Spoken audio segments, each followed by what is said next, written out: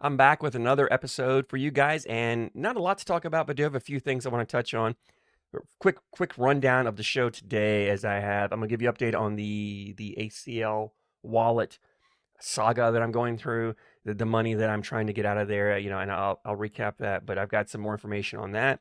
I want to touch on or update you guys on the best of the bags tournament that's going on right now with the Big Ass Cornhole podcast. We're getting close to the end, and just want to kind of go over just gonna go over where we are and where I think we might be headed in that. Ultra has released a new bag. I've got some thoughts on that. I don't know a lot about it, but I've got some thoughts that I want to share on that. And then lastly, I want to update you guys on the Bagmakers Championship that I'm running. The weekend before this past one, the ACL had an open in Reno, Nevada. Need to put those numbers in and give you the update standings. Let's jump in, and we'll start with the ACL wallet. So for those who don't know, I'll give you a quick recap. About almost a month ago, I think it was like February 1st or January 31st, somewhere in the very end of January, the very beginning of February. I decided to do a little experiment. I'd heard people complaining that they were having difficulty putting money in their ACL wallet and getting money out. The ACL had just changed payment companies, and they're going with a company called Payment Labs. I don't really know who they used before, but people were having issues. So I said, okay, I'll log into my account, I'll put some money in, and then I'll withdraw it and see how it works out. When I logged in, I saw I actually had money still in my account. It was like $20 in there. Probably been there for a good 3 years or so when I last played an ACL tournament. Because with the ACL, you have to put money into your ACL wallet to then use that to register for tournaments. You can't just pay for a tournament directly. You've got to go through the wallet to then pay, which is it's an unnecessary step. I've ran on that in a previous episode. I'm not going to go down that road here, but you have to do that. And so I decided I had money there. So I said, you know what? I'm going to withdraw that $20 and we'll see how that works. And I'm also going to put money in and see how that works. Well, the money I put in, it took a couple of days, like 48 hours. So it finally showed up in my account. A little longer than it should have, but whatever, it's there. The money I withdrew, I still haven't received it. And I actually paid the $5 fee for the instant transfer, the quote unquote instant transfer. It's been almost a month now and I still haven't gotten that. And what's frustrating is I don't know where my money is. It's still not in my ACL wallet. It's not in my bank account. It's somewhere in between. I don't know if the ACL still holds it. I don't know if Payment Labs holds it. I don't know where it is. I did get an email from Payment Labs. I believe it was last week. I got an email from them saying that in order for them to complete my transaction, they need my tax information, which means they need my social security number, my date of birth, my name, my address. They need all my personal information just to give me back my money.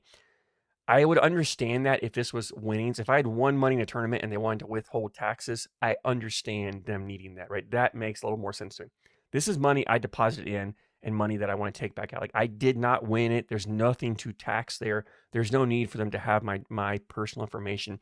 But yet they're basically holding my, well, it's not $20, it's $15 now because they took the $5 out of that. So they've already gotten their $5 for the fee for the instant, and yet I still haven't got my money, which that's something that really pisses me off. If they took my payment for the fee, but they didn't complete their end of the bargain, but they're holding my $15 hostage, and the ransom in order to get it back is I have to give them my personal information. My personal information is worth more to me than $15. I understand in this day and age, our information is pretty much everywhere. Like you're always signing up for stuff. Most people, if they want to get your information, they can get it somewhere. But I just like to not give it out to as many people. I try to only give it out when I need to. I don't trust the ACL with my personal information. I surely don't trust this third-party company that I'm being forced to use, because when I put that money in that wallet, Payment Labs was not even part of the process. So I never agreed to anything about withdrawing out and giving Payment Labs my information. Never once, because that wasn't in the picture when I deposited that money. So that's another reason why I don't feel like I need to give them that information. And yet they won't go any further without me giving their information. And then I asked, well, can you just put the money back in my ACL wallet? And they're like, no, that I can't do that. I've got to now go through the ACL just to get my money put back in the ACL wallet, which I don't really want. It's not a big deal, right? The money's been in there for 3 years. I didn't even know it existed. It's $15, whatever. It's not the end of the world, which is why I'm kind of fighting this fight. But my personal information is worth more than that to me. And I think it's wrong that because I think it's wrong that I'm being forced to give them the information that they don't need. Right. And I don't know why they want it so desperately. I don't know who's having access to information. Is the ACL getting information? Is Payment Labs? They keep saying they want it for tax information, but there is no tax information needed. And that's my struggle. That's my fight. I'm going to keep fighting this. And I'll keep you guys updated as we go along what's going to happen. I guess my next step now is I'm going to have to reach out to the ACL and start going up the chain there and try and get a hold of somebody to give me answers on why why I'm being forced to sell or ransom my tax info, why my money's being held hostage in exchange for my personal information. That's what I don't understand. That's what frustrates me. And in a way, it pisses me off because it's not right. It's not a great way to do a business. And I just think the ACL could handle this better. And I hope the ACL doesn't know what's going on, but I think they do because they're the ones that brought Payment Labs on, and I would hope they would have researched the company before they did this. And if they didn't, that's their fault for not doing that. But anyway, I'll keep you guys updated. Still, my money is still not in my bank account. I don't know when or if I'll ever see it, but I'll keep you updated. If you've had struggles as well, I'd love to hear your ideas. And if you've gotten responses, if you've gotten results, let me know how you did it, what path you took, who you spoke to get results. Maybe I can find somebody here who's reasonable and understands what I'm talking about and will work with me on this. And maybe we can find a resolution other than Payment Labs has just flat out refused to do anything other than take my information in exchange for my money. So anyway, ranting on that enough. We'll step off that. Jump into the Best of the Bags tournament going on right now, which is it's the Big Asp Cornhole podcast puts this on every year. They asked me to help them out this year. I helped out a little bit last year. I've been a little more hands on this year, and it's basically there's 128 different bag companies in there, and you guys vote on their Facebook page if you don't know. Which I did a live stream on my YouTube channel with Sean and Dane from the Big Asp Cornhole podcast. If you want to know more, you can check that out. And then I went on their Facebook page. They went live on their Facebook page, and it was one of their podcast episodes as well that I was on there where we did a reveal of the bracket and dove more into what it is. But it basically you vote for your favorite company, and the one who gets the most vote moves on. We're down to there's 2 brackets of 64 each. We're down to the final 8 in each bracket, so I guess technically it's a Sweet 16. By the time this episode's uploaded and you guys are watching it, that round will probably be done. So we'll probably be in the Elite 8. And depending on when you watch this, we might be further along because I think pretty much every day they're moving teams on, moving bags on. This should end here pretty soon. I will say there's been some controversy this year. I feel like there's always controversy. There's been some controversy this year. I'm not going to touch into that. Sean and Dane covered it in their most recent podcast episode. So go to the Big Asp podcast, wherever you get podcasts, search for Big Asp, ASP, Big Asp Cornhole Podcast, pull it up, download their most recent episode. They talk about the controversy, and they're more behind the scenes than I am. They're more hands-on because this all goes through them, so they know more information. So what they share is going to be more in-depth, more accurate than what I could speculate. So I'm still off that, but I do want to bring up the final 8 in each bracket, so the final 16, and kind of talk about any surprises that I've seen and where I think we're headed with that. And we'll start here first with the East bracket. And I mean, the number 1 seed is the BG Wizard, right? They're at the top. No surprise that they've made it this far. They've got a lot of support. They're probably gonna keep going on. By the time you watch this again, you'll know if they beat the swag bags or not. I'm rooting for swag bags here. I'm a big fan of swag bags. I always have been. I think they made great bags. I don't think it's any secret. I'm not the biggest fan of BG. In this round, I think we're gonna see BG move on. And honestly, the next round, BG's gonna face either Titan or Average Joe's. I don't know a lot about Average Joe's. I haven't reviewed in their bags, haven't thrown in their bags. I'm in the works of maybe possibly getting some of their bags to review for you guys. But as of now, I don't know a lot about them. Although they've had a lot of support. They really have had a lot of support in this, that's all it's about, right? It's not about who's throwing your bags. It's how many people you get to come out and support you and vote for you. And they've had a lot of support. Maybe they can knock Titan off. I mean, that's possible. I mean, if you look at the last round, and I love the fact that the Big Asp podcast is putting the votes in there for the wins. The first round was just 21-0. Then starting the second and third round, they've actually started putting the vote totals, which is wonderful because you can actually look back and see the support and kind of get an idea of where the companies are trending. Right? And both Average Joe's and Titan have trended up, but Average Joe's got way more votes the last round than Titan did. Now, will they continue that? Because sometimes you'll see companies peak early on and then they start dropping off, like the support, because people, it's you're getting to the point now where it's almost every other day or every day that you're looking for votes to move on. And sometimes people, forget they thought they did it, or they forget, or they see the post being shared. They think it's the one from the previous day or 2 days ago. They don't realize it's a new one. And so you can lose some support that way if they're not keeping up with the tournament. We'll see how that plays out. I'm curious. I would say if I'm looking at the 2 bags, it's going to be BG and Titan moving on. But even if it's Average Joe's, I think BG makes it through.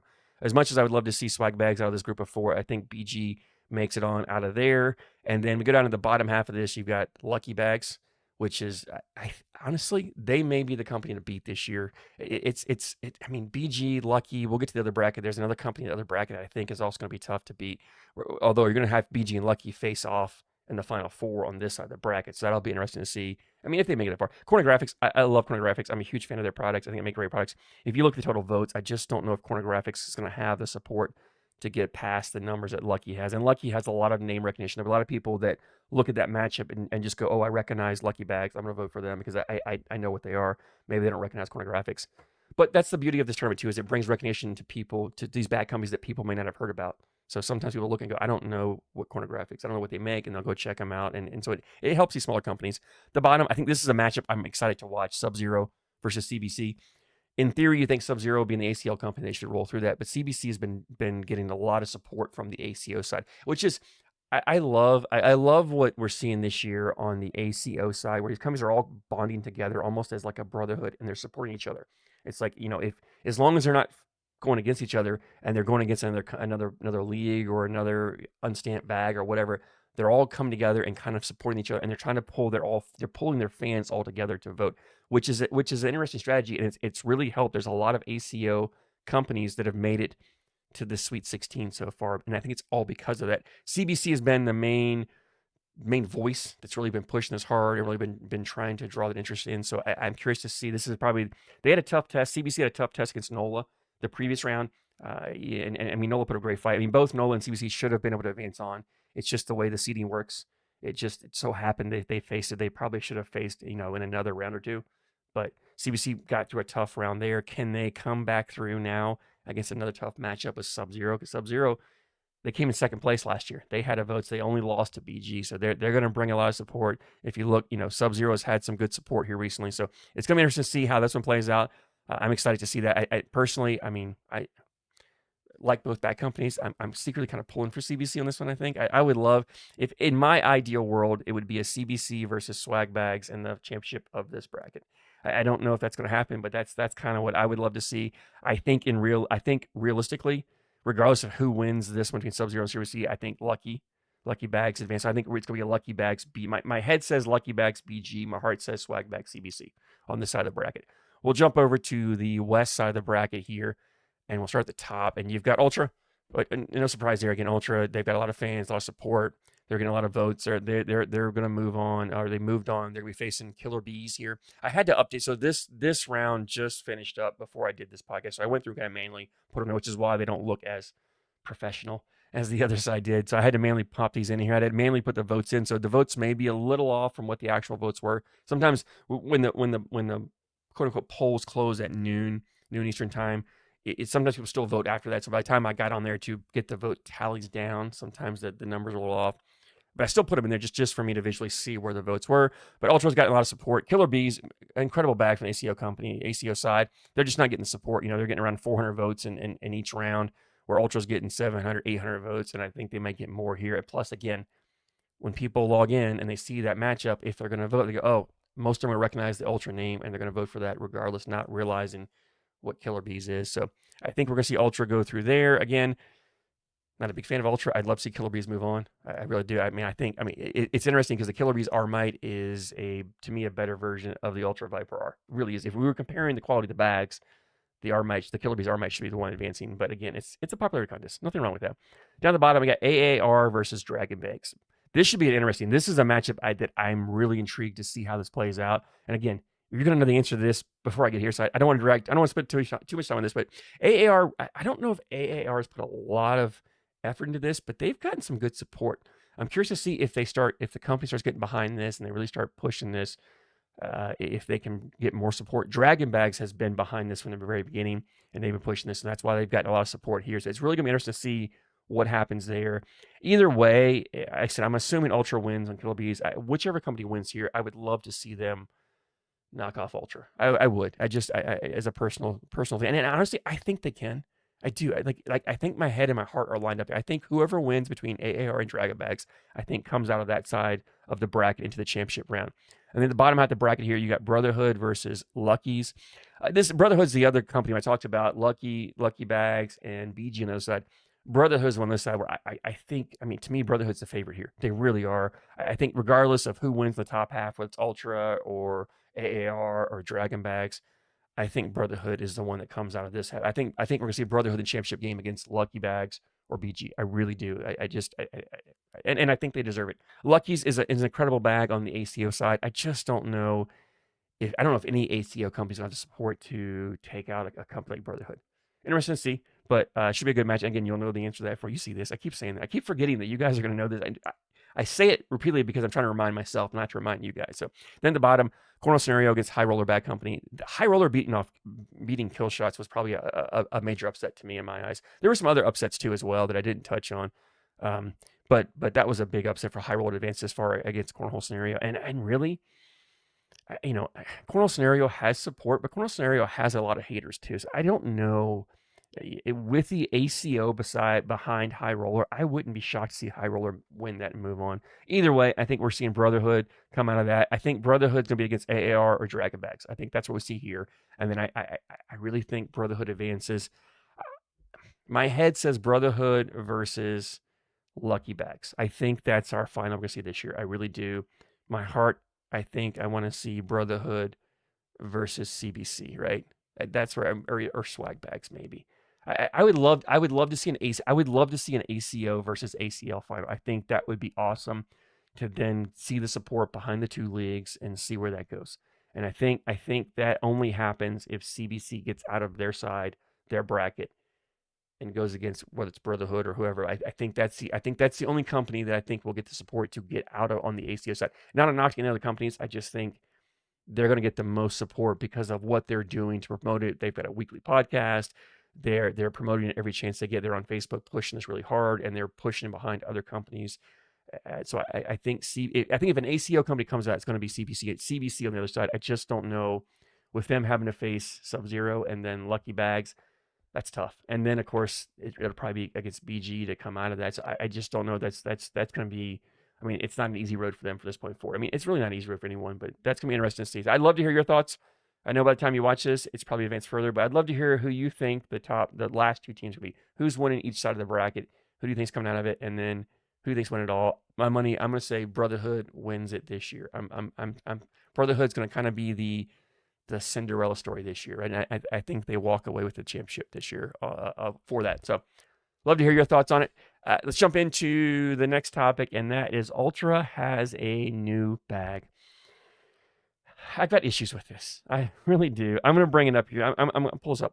I'll share my screen with you guys so you can see what I'm seeing as we talk about this, because one, it's the name of the bag. Two, it's the lack of information on the bag. There's just a lot of unknowns going around with this new bag, and it's frustrating. I've already received a lot of questions from people about this new bag. It's called the Ultra RV. If you've watched any of my reviews about Ultra, you know how much I hate the way they name their bags with letters. I think it was the Viper C was the first bag I reviewed. It was the Viper C or Viper B. I think it was the Viper C, the first bag I reviewed where they used a letter. And I kind of got on a soapbox and went on a rant about how I don't like it. I don't like it. And they've just continued to do it over and over again. And now we've gone from one letter to now we went to the Viper RS, now the Viper RV. I don't know where this is going to end. I mean, we have right now Ultra has the Viper B, the Viper C, the Viper X, the Viper R, the Viper RS, the Viper RV. And I don't. I mean, are they gonna come out with more? Like it's so confusing. If you've been in the cornhole world and you've seen the progression, you can kind of follow along. You kind of have an idea what's going on. If you're new and you see that, you have no idea what that is. And from a business standpoint, you want your new customers to not be confused. The less confused they are, the more likely they are to buy from you. I had someone send me a message. This was probably 3 or 4 months ago. They sent me a message. They went to a blind draw. They were traveling on vacation. They went to a blind draw. They don't play a lot. They were throwing bags, and the person that they partnered up with had Ultra bags. They threw them. They loved them. They had a great time with them. They loved them.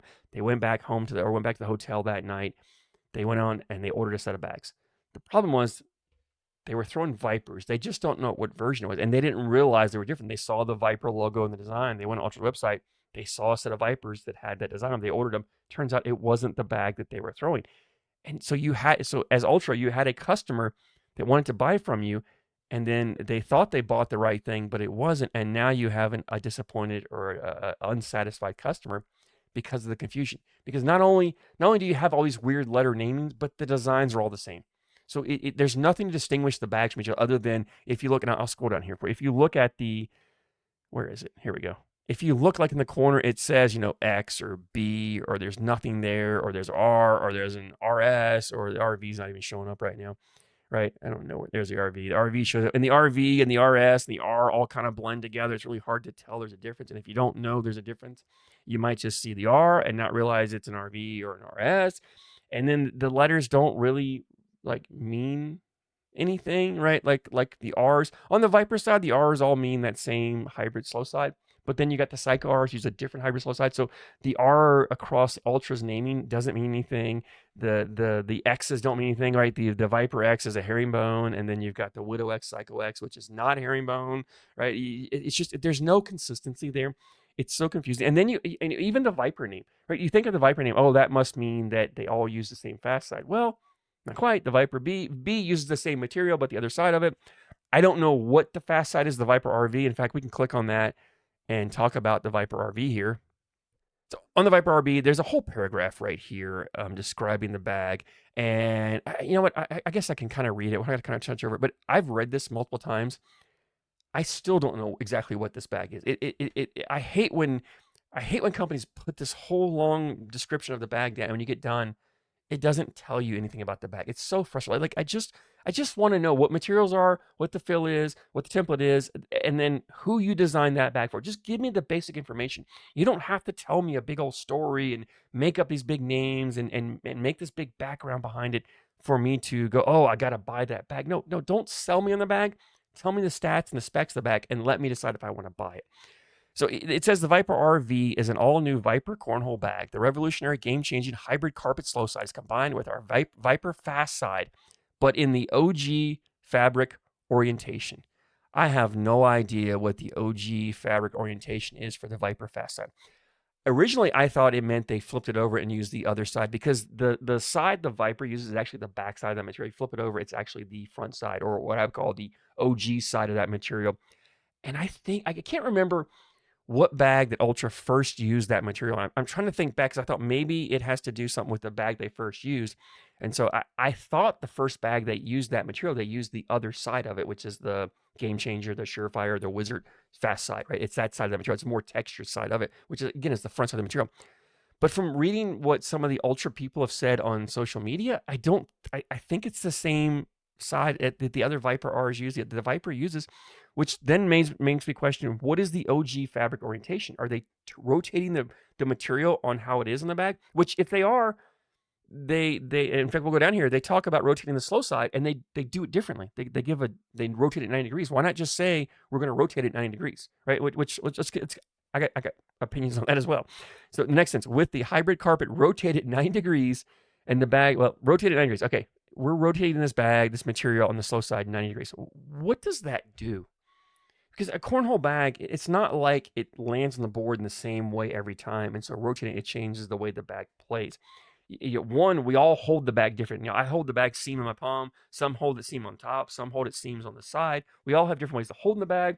We throw it. We all have different rotations and spins. So when the bag hits, even for myself, sometimes I have a higher throw or a lower throw or a medium throw as far as trajectory. So the bags all land with a different orientation. Sometimes I increase the spin on the bag. Sometimes I take spin off, depending on what I'm trying to do.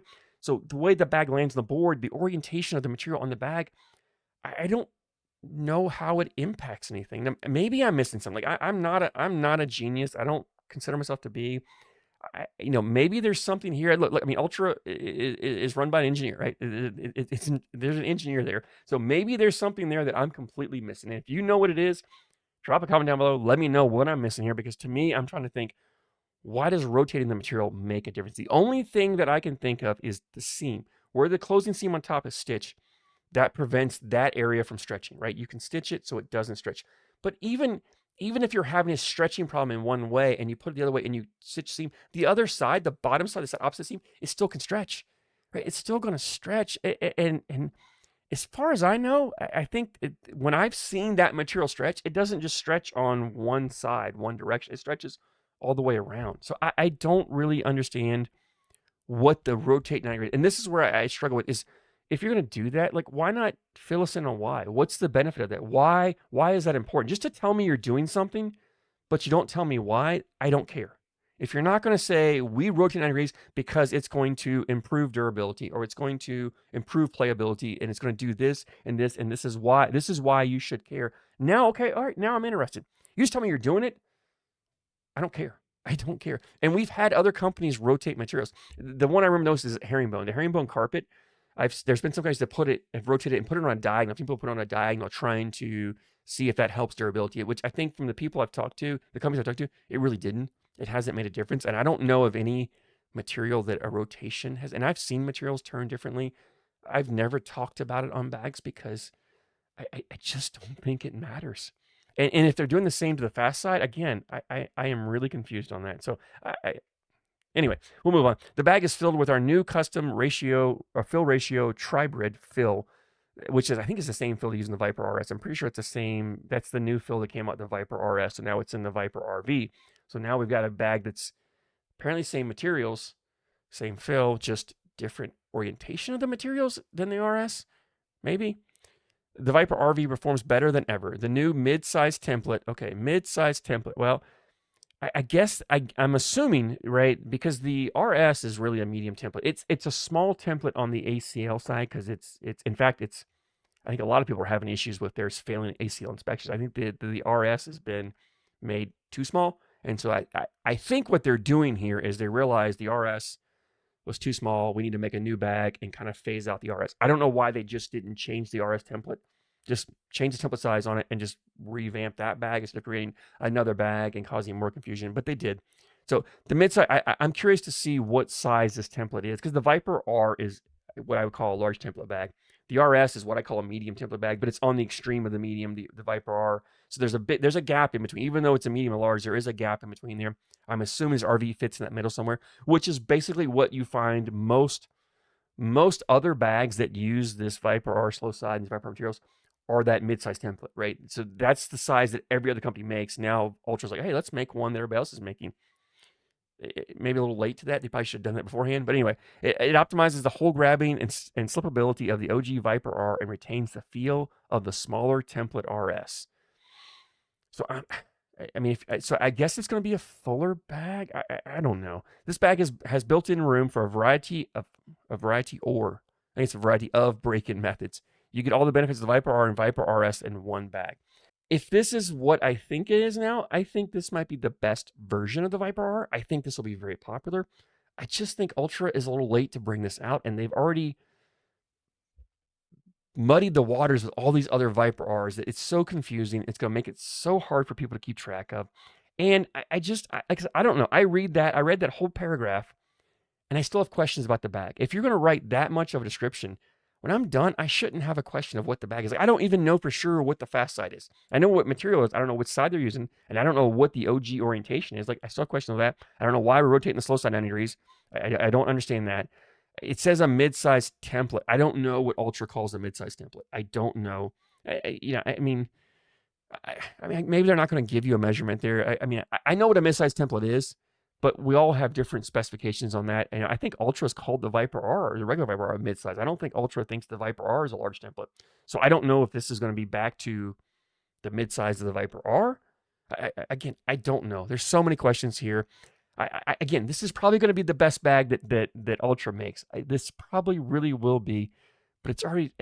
I'm just so frustrated with Ultra and the way they do things, and I don't like. They need to hire somebody creative on the team. Just get one creative person on your team. They can come up with different names and different designs for you, and get away from the same design for every bag. Get away from the same naming system for every bag, and get creative. Give different names. Make the bags unique. Make them stand out. Like, don't just blend in. This RV blends in with the RS, with the regular R, with the Viper X and the B and the regular Viper. Like, it's so convoluted right now. It's so confusing. I hate the way they're doing it. And if you don't have someone creative, crowdsource. Put a post on Facebook and say, hey, we're looking to name our new bag. Give us some suggestions. People will jump on that, and you can give away a free bag to whoever said name you use, right? You can do it. People would love to do that. They'll jump into it all the time. You can have them pick the names out for you, and you can do polls and have them select and vote what they want most. You don't even have to be creative, but This is like you're just not even trying. Like you're not putting any effort into it. Like you're not getting creative on the materials. It's the same materials. We're just gonna turn them a little bit. We're gonna change, twist the orientation. Use the same materials. We're gonna use the same name. Let's add another letter on the end of it, and let's use the same design. Like let's not even put any effort into trying to make this bag special or unique. And I, I say all this. They just released them. I bought a set. Why did I buy a set? Because I want to know what they are. I want to have a review for you guys. I really don't want to buy them because this stuff like this makes me not want to support Ultra. This is as a customer and a consumer, this frustrates me so much. This is so bad on a business side in all levels. If you're running a business, this is what you don't want to do. I I don't know why Ultra's doing this. I don't like Ultra has a great brand. Ultra has supporters out there. Ultra could be better than at one point. Ultra was above BG in the cornhole world. Ultra could still be there, but they're doing stuff like this, like they're shooting themselves in the foot, and I don't think they even know it. And it just frustrates me. It really does. It's again, you probably tell it. I get too frustrated on stuff like this, and I take this too much to heart. But this could be so much better. It really could be. And I am not a marketing genius. I don't even pretend to be. I could have released this bag 1,000 times better than what Ultra just did. I really could have with very little effort, right? Just put a little bit of effort. I don't think Ultra put any effort into this whatsoever. And I don't know why they don't have somebody on their team that says, hey, this is not a good idea. Let's do something different. Maybe they do, and maybe they don't want to listen to them. I don't know. It's very, very frustrating. So I'd love to hear your thoughts on this. Does this bother you? Do you care? Do you have an opinion? Are you going to buy these RVs? Are you interested in them? Do you know what it means by the orientation of the fabric or why they're rotating fabric? Like any clarification you can give me on this, I would love it. I don't have a contact at Ultra. I don't think Ultra really likes me. I haven't been the kindest to them, and as you can hear now, I wasn't very kind to them. I don't think Ultra really likes me. I don't have anybody there that really would respond to my chats or my emails to answer questions. So if you have a contact or you know information, we can crowdsource some information to find out. I don't know when I'll get my bags in. I don't think they've shipped yet. Whenever they get them in, I'll have more answers for you guys then. So if you have questions, hold off a bit. Maybe give me a week or so to get these bags in, and then maybe I can answer some questions. I'll try to get a review out as quick as I can because I know a lot of you want to know what this bag is, since Ultra doesn't tell you. I'll do my best to get this review out quickly, but I don't want to push other bags back just to rush this one out because I just don't. Anyway, I don't want to say what I almost said. I don't want to say that because yeah, we're not going to say that. The last thing I want to talk about is the update on the Bagmakers Championship, and we'll pull those up here. We'll start with single side here. And on the single side in Reno, it wasn't Reno, right? Yeah, it was Reno. In Reno, we had Mark Richards. Lucky Bags had an incredible open. They've actually been on fire recently. I think they've won on the single side. Lucky's won the last 3 singles titles in the open division, and they're making a run here. On the single side here, it's a really close race at the top. Lucky's moved into second place. Lucky has 86 points. BG's still at top at 87.5, but Lucky's on the climb. AAR, it was a 3-company battle, but AAR starting to fall back. The last 2 opens they haven't placed in the top 12. AAR sitting at third with 63.5 points. And then down there, you've got Titan, Brotherhood, all Cornhole Scenario, and Ultra.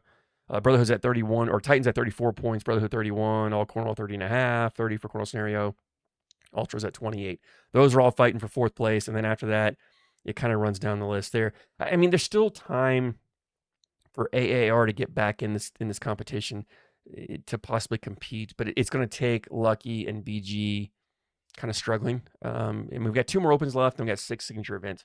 I am going to scale the points up to signature events, so if AAR makes a run in signature events, they can jump up there. I do think at best it's a 3-company race right now for the lead between BG, Lucky, and AAR. I don't know if Titan or Brotherhood could get up there. They've got enough quality pros that they could make a run in the signature events, which is possible.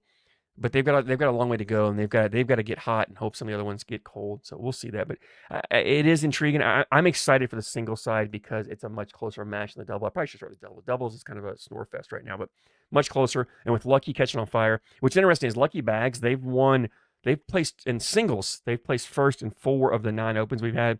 BG's only placed first twice. AAR has placed first twice, and then Ultra won the first one. What has BG in the lead is the fact that in open number 2, Lucky didn't have anybody placed in the top 12. So they got 0 points for that. BG won that one. that 12-point difference there. Just the fact that if Lucky had just had someone place even in 12th place in the second open, they would be ahead of BG right now. So that one open missing out place in top 12 is what's costing them from being the lead of this championship here.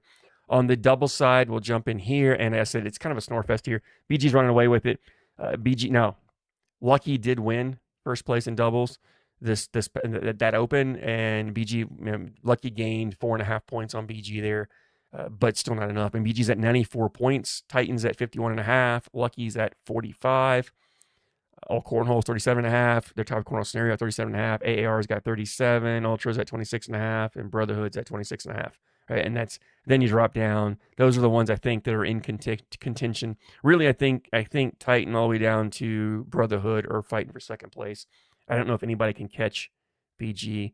So on the double side, BG's has got first 3 times out of the 9 opens. Lucky's got first twice. All Cornhole once.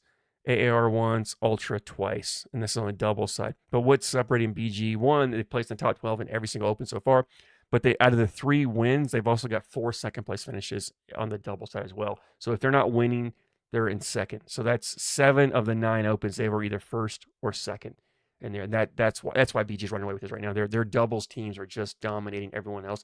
Again, 2 more opens to go, 6 signature events. It could change with the points ramping up for signature events. If Hissner and Birchfield for Titan, or Smith and Richards for Lucky get on fire in the signature events and win a couple of those, win 3 or 4 of those and the World Championships. Maybe one of those companies can catch BG, but they're going to need BG to strike. Because if BG comes in second in every single event, they're probably still going to win. I don't think there's no way Titan Lucky can catch them if BG comes in second. Even if BG comes in third, it's probably tough to catch them. So they're going to need BG to stumble on a couple of these events coming up in order for somebody to catch them on this side here. But anyway, it's still exciting. I'm looking forward to see because that race for second is a really, really competitive race here on this double side. So I'm curious to see how that plays out. I think BG wins doubles. I think Lucky wins singles. That's my prediction. I'd love to hear yours. Who do you think's going to win in the double side? Who do you think's going to win on the double side to be better? Who do I think's coming in second? Man, that's tough. Second place. The thing is, on the double side is Ultra with Ellis Harbaugh and Rawls Kingsbury. Those 2 teams, again, I don't know how many opens they've been going to. You don't see them a lot. They're not traveling up. But I think we might start seeing the next 2 opens starting to show up, I guess. But we're going to see them in the signature events. Now, I believe they only have to show up to 4 of the 6 signature events. So I don't know if we'll see them at all of them. But Ultra could make a surprising run to move up there, because those 2 teams, again, I could see them winning 4 of the 6 opens or the signature events. I could see that happening. Although I do think Richards and Smith's going to be tough. I think Birchfield and Hissner are starting to kind of get it going again as well. They're going to be tough. I want to see Ryan Trader and Jay Rubin. I think they kind of came out the gates a little hot early on. I haven't seen much of them. I want to see them make a run for all Cornhole. I just don't know if that's going to happen. Maybe that's more of my heart wanting to see them. I've always been a huge fan of Rubin and Traders. I kind of want to root for them. But I think it's going to be a Lucky, Titan, Ultra. Well, and you know what? Well, AAR has Trzynski and Graham on the double side, but and I guess you've got Rawls. Right, you've got Rawls and Holland there as well. I could see. I don't know. It's going to be a battle. The doubles is second place. Doubles is definitely tough for me to pick. I'm going to say Lucky comes out in second place behind BG on doubles, and I say Lucky wins the season. I think Richards and Smith going to run here for the rest of the season, and I think you're going to see 1 or 2 of them, maybe even both of them, playing in the championship batches and the singles, and I think they're going to make some runs and win some of the doubles. I think they're finally catching their groove. When they first paired up, it seemed like it was a struggle. But if you remember back when Jamie Graham and Matt Guy first paired up, their first year, they didn't have the success that I think everybody thought they were going to have. It took them a year to kind of develop that chemistry and get it going. I think we're starting to see that now. I think Smith and Rich are starting to get that chemistry going. They're playing better together. They seem like they were starting to mesh better together. That I think I think doubles. I think the chemistry on doubles teams matters a lot in the doubles. I really do. I think it matters more than people realize. And so I just think they're starting to figure it out. I think we're going to see them start to dominate like they should dominate, and I think that's going to also help them kind of give them the confidence to dominate single side as well. So I think Lucky second in doubles, first in singles. I'd love to hear your predictions on that, guys. that's all I have for you today. Again, I've thrown a lot of information out there. I've asked for a lot of feedback. I'd love to hear anything that I've said today. You've got comments on, you've got thoughts on. Drop a comment down below. If you got to put it in multiple comments, that's fine. I don't care. I do my best to read them all. I'll try to respond back if I need to. If there's something you don't want to put in a comment, you want to say, maybe you know some information, but you don't put it out there publicly, shoot me an email, MikesCornholeBags@gmail.com, or you can message me on social media and hit me up there, whatever. If you don't want it publicly, I'm okay with that. Let me know. Again, if you don't want me to share it, just tell me, hey, this is off the record. No problem. I have no problem with that. Some of the stuff I just want to know. Like, I want to understand. I really do want to, because I want to make sure I'm giving you guys the most accurate information. And it's hard for me to do that when I don't understand and I don't have the information to share it accurately, and I have to speculate and guess. I hate doing that, but I got to do that, right? So anyway, if you got some information, drop a comment down below, shoot me a message, shoot me an email, whichever. As always, I thank you guys so much for your support, and I thank you for watching.